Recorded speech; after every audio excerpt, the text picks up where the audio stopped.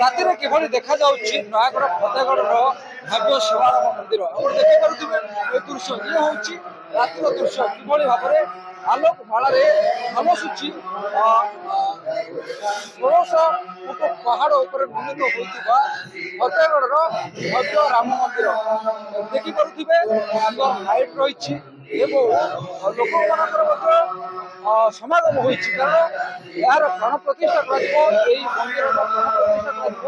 ପ୍ରଭୁ ରାମଚନ୍ଦ୍ରଙ୍କୁ ଏଠାରେ ବିଗ୍ରହକୁ ଏଠାରେ ସ୍ଥାପନ କରାଯିବ। ସମସ୍ତଙ୍କ ମଧ୍ୟ ସେଗୁଡ଼ିକ ମଧ୍ୟ ସୁସଜ୍ଜିତ କରାଯାଇଛି। ସେପଟେ ଯଜ୍ଞ ଚାଲିଛି, ପୁରା ଦୃଶ୍ୟ ଆପଣ ଦେଖିପାରୁଥିବେ, ଯଜ୍ଞ ଚାଲିଛି। ରାତିରେ କିଭଳି ଝଲସୁଛି ଶ୍ରୀରାମ ମନ୍ଦିର, ଫତେଗଡ଼ରେ ଶ୍ରୀରାମ ମନ୍ଦିର।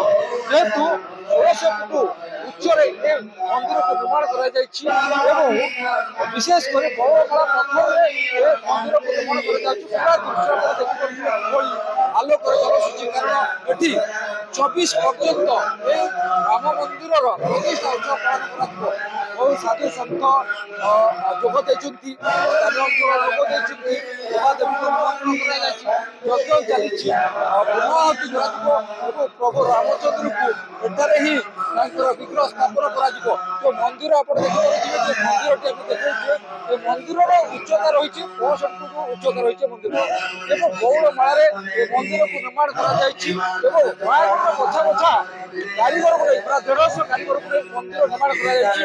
5ରୁ 7 ବର୍ଷ ଲାଗିଛି ଏ ମନ୍ଦିର ନିର୍ମାଣ କରିଥିଲେ ଭାବି। ଓଡ଼ିଶାର କହିବା ଏକ ଅନ୍ୟତମ ରାମ ମନ୍ଦିର। ଯଦିଓ ଅଯୋଧ୍ୟାର ରାମ ମନ୍ଦିର ପ୍ରତିଷ୍ଠା ପାଇଁ ପୁରା ଦେଶ ଉତ୍ସବମୁଖର ହୋଇଛି, ଓଡ଼ିଶାର ଏ ମନ୍ଦିର ଏ ହେଉଛି ନୟାଗଡ଼ର ଫତେଗଡ଼ର ଯୋଉ ଗିରି ଗୋବର୍ଦ୍ଧନ ପାହାଡ଼ ରହିଛି, ସେ ପାହାଡ଼ ଉପରେ ବଉଳ ମାଳାରେ ନିର୍ମାଣ କରାଯାଇଛି ମନ୍ଦିର ଏବଂ ପ୍ରଭୁ ରାମଚନ୍ଦ୍ରଙ୍କର ପ୍ରାଣ ପ୍ରତିଷ୍ଠା ପାଇଁ ବା ଏ ମନ୍ଦିରର ପ୍ରାଣ ପ୍ରତିଷ୍ଠା ପାଇଁ ପୁରା ଆୟୋଜନ କରାଯାଇଛି। 4 ଦିନ ଧରି ଏଠାରେ ଉତ୍ସବ ଲାଗି ରହିବ। 24ରେ ଏହାର ପୂର୍ଣ୍ଣାହୁତି ଦିଆଯିବ।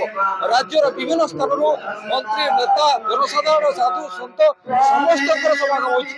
ବିଶେଷ କରି ସନ୍ଧ୍ୟାରେ ବା ରାତିରେ ଏ ମନ୍ଦିରର ଝଲସୁଛି ଲାଇଟ୍ରେ, କାରଣ 1600 ଫୁଟ ଉଚ୍ଚତାରେ ଏ ମନ୍ଦିର ନିର୍ମାଣ କରାଯାଇଛି। ଏଠାକୁ ଏବେ ପର୍ଯ୍ୟଟକ ମାନଙ୍କର ସୁଅ ଛୁଟୁଛି।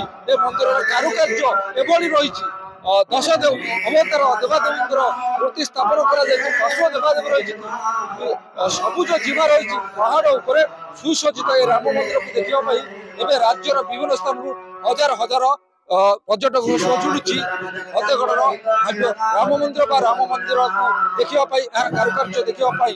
ନୟାଗଡ଼ରୁ ନବକିଶୋର ମିଶ୍ର, ନ୍ୟୁଜ୍ 18 ଇଣ୍ଡିଆ।